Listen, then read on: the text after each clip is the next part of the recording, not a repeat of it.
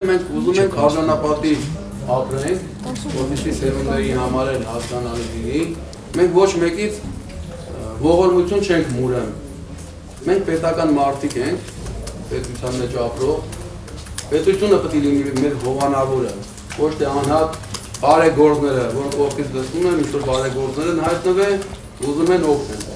Պետությունը իր պարտականությունները թող կատարի, հասկանալի մեզ էլ հասկանալի լինի, շնորհակալ լինենք, հասկանալով Նոր բարեգործները եթե ցանկություն կունենան, խնդրեմ, խնդիր չունենք, թող օգնեն։ Ամբողջ խնդիրը ընդհանուր պահանջները որ ներկայացնում է Վալոդիա Ավետիսյանը, բոլորին է դա վերաբերում, բոլոր ազատամարտիկներին։ Մենք ոչ մեկը այստեղ անձնական խնդիր չենք հետապնդում, անձնական հարցեր։ Տվյալ հարցը, որի մասին որ խոսում է եւ գրվում է եւ կառավարությանը ներկայացվել է, ամբողջ իմաստը բոլոր ազատամարտիկների պահանջների մասին է խոսքը։ Բոլորի վիճակը անօթևան են մեկ, ով որ տուն ունի սարսափելի սոցիալ-կենցաղային վիճակի մեջ են գտնվում, ընտանիքի անդամները սոված հիվանդ, անտեսված։ Վիրավորականը գիտեք որն է, որ մենք մեր երկրում մեզ ընկճված ենք զգում։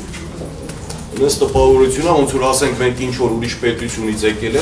փախստականի կարգավիճակով ենք ապրում։ Եվ վիրավորականը գիտեք որն է, երբ որ գնում ես ինչ-որտեղ ինչ-որ մի խնդրով, որ ասում ես ազատամարտիկ ես, ես ասում են, որ շատ լավ է, վճարեք դրա դիմաց։ Այսինքն անվճար բուժօգնության մասին է խնդիրները։ Ազատամարտիկ եւ ազատամարտիկի ընտանիքի հետ կապված։ Ռեմբո անձնական ես էլ միացել եմ տղերքին բոլորիս համար, բայց ես ուզում եմ թող իմ անձնականից հենց իմ վերաբերյալ ասեմ ես 8 տղայի պապիկ եմ, 8 տղա, պետք է տամ ես հայրենիքին ծառայել։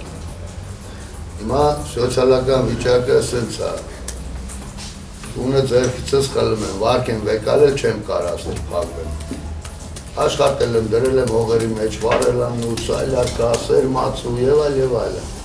Եթե ես չեմ կարողացել փակվեմ վերցրածս։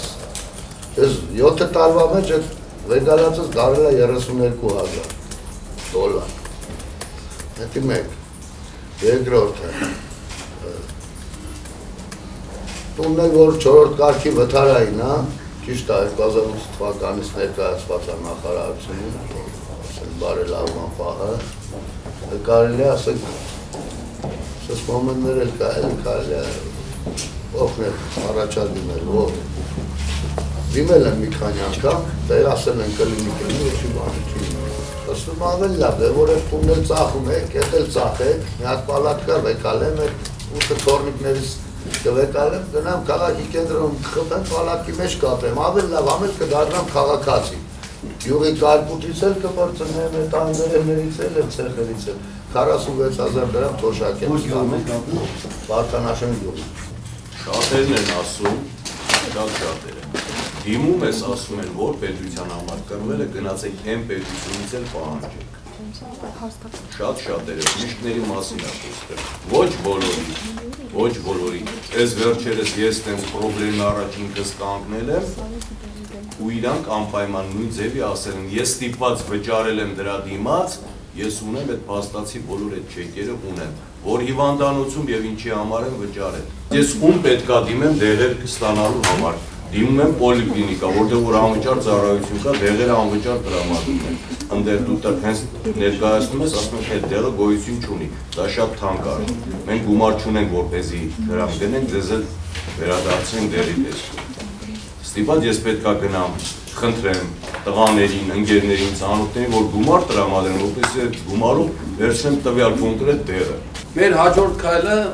մեր պայքարի, ազատամարտիկների հիմնելու ենք հասարակական կազմակերպություն, երկարաժամկետ պայքարով, ոչ թե խնդրողի դերում, այլ պահանջողի դերում, հնարավորինը անելու ենք, որպեսզի մեր ազատամարտիկները իրոք արժանապատիվ ապրեն։